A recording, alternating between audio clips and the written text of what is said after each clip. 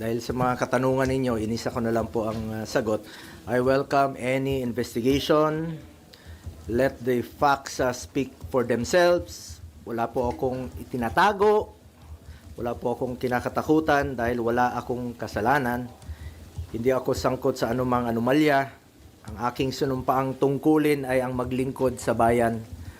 At hindi ko po sasayangin yung tiwalang binigay po ng taong bayan sa akin. I am one with the Filipino people in this crusade against corruption. Kasama niyo po ako rito. At hindi po tayo titigil at wag ho tayong pumayag na ilihis po ang katotohanan. Kasi pag nailihis po ang katotohanan, magulo po yan. Magkakagulo po pag inilihis po ang katotohanan.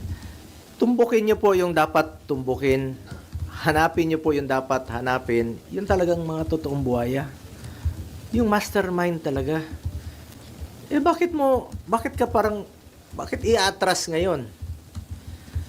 With all due respect to the Ombudsman, sinusuportahan po natin lahat ng investigasyon.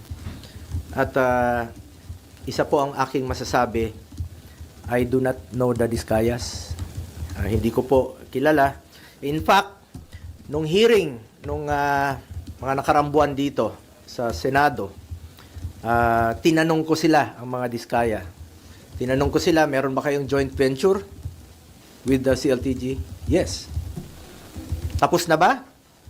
They answered yes. Napapakinabangan na ba? Yes.